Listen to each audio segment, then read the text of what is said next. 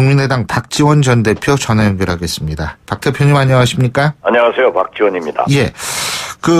지금 김상조 공정거래위원장 후보자에 대해서 국민의당이 청문 보고서를 채택하는데 협조하느냐 마느냐 고민이 많다고 하던데 어떻게 보십니까? 글쎄요. 가장 공정해야 할 공정거래위원장이 자신이 불공정하다면 문제입니다. 잘 아시다시피 위장전입, 논문 표절, 부인 취업 특혜, 다운 계약서 등 여러 가지가 있는데요. 한편 재벌개혁 전도사로서 언젠가는 한번 재벌개혁을 해줘야 됩니다. 그런데 문재인 정부에서 의욕적으로 출발하는데 이러한 능력을 또 과거 경력을 가진 분이 있겠는가 해서 굉장히 고민하고 있습니다.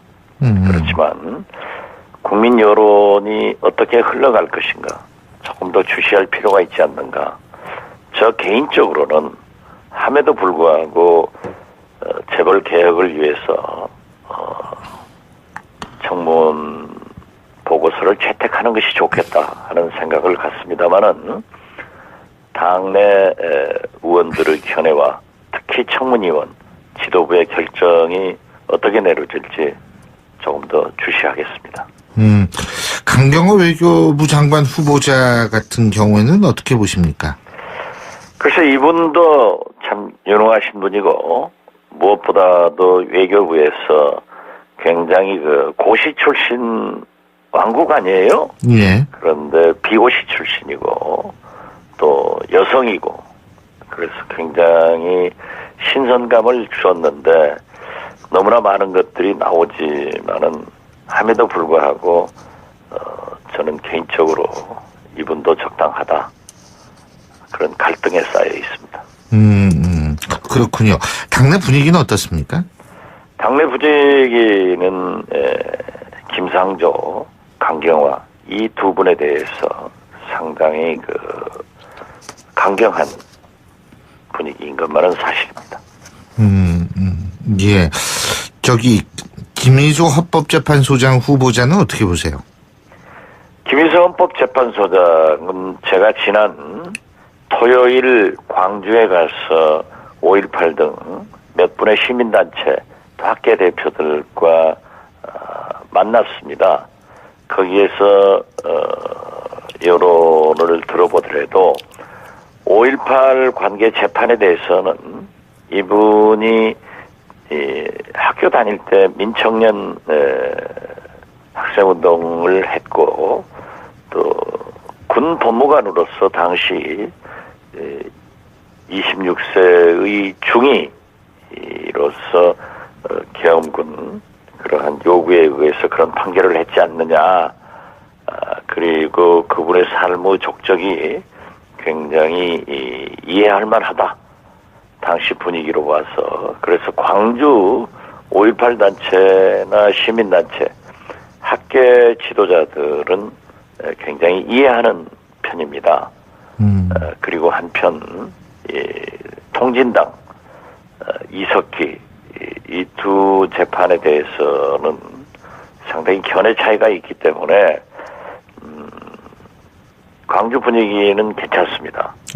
그리고 뭐 제가 전체를 뵌 것은 아니지만 광주 언론계나 시민사회단체 특히 5.18 단체에서는 적격자라고 이렇게 5.18 재판 당시도 이해한다 이런 얘기를 하고 있어서 이건 역시 청문위원들이 청문하면서 거기에서 나오는 내용들을 보아야 되지 않을까 이런 생각 같습니다. 예. 자, 지금 이제 국민의당이 예를 들면은 이 강경화 후보자라든지 이런 쪽에 만일 청문 보고서 이 정부 쪽 손을 들어주게 된다면 이중대다, 민주당 이중대라는 비판을 받을 수 있다. 이런 얘기가 나오던데요. 이런 데에 대한 우려는 없으십니까? 글쎄요, 저는 지금 현재 우리가 이낙연 총리를 인준하니까 호남 총리니까 그렇다라고 또 김상조, 강경화, 김희수 이런 분들에 대해서 개인적 의견으로 평가를 하는 분도 있고 당내 기류는 나쁜 것도 있지만은 우리가 지금 현재 10년 만에 정권 교체를 해서 문재인 정부가 출범하고 있는데 물론 지난 대선 때는 강경하게 경쟁을 했지만은 이제는 박근혜 탄핵 이후 새로운 대한민국의 건설을 위해서는 어떤 개별적인 그러한 것보다는 어떻게 대한민국이 건설될 것인가, 어떻게 대한민국을 개혁할 것인가, 국민과 함께 가야 된다 하는 차원에서 보아야지 무조건 흑백 논리로 문재인 정부 편을 들어주면은 이중대다. 그렇지 않으면은 각을 세운다라고 이분법적으로 볼 때가 아니다 지금은. 그래서 저는 그러한 문제에 대해서는 다소 우리 국민의당이 비난을 받더라도 국가와 국민을 위해서 취해야 할 행동은 과감하게 하자. 그러나 어떤 경우에도 안 되는 것은 안 된다고 얘기를 하는 것이 문재인 대통령의 성공을 위해서 필요하다. 이런 생각을 갖습니다. 근데 그렇게 되면은 호남에서의 자리를 민주당한테 뺏기는 거 아니냐 이런 우려의 목소리도 나오는 것 같더라고요. 지금 현재 문재인 대통령의 5.18 행사의 파격적인 행동 그리고 그 기념사에 대해서 사실 호남 사람들의 가슴에 맺힌 것을 뻥 뚫려줬습니다.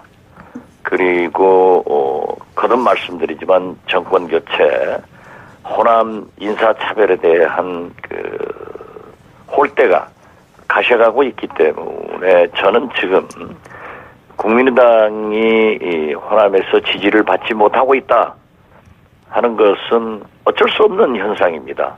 그렇지만 아직도 이번 현충일에도 행사 후에 광주를 갑니다마는 많은 대화를 나누어 보면은 민주당에 대한 즉 문재인 대통령에 대한 박수도 있지만은 국민의당에 대한 지지도가 아직 살아있기 때문에 오히려 호남에서는 거의 항상 일당을 지지하다가 이제는 양당제로서의 경쟁을 시켜보는 그래서 지역 발전은 물론 국가를 위해서 일할 수 있도록 정치인들에게 촉매제를 주고 있다 이렇게 보고 있기 때문에 지지도는 항상 내려갈 수도 있지만은 우리가 잘하면은 올라갈 수 있기 때문에 큰 발전적 의미에서 보자.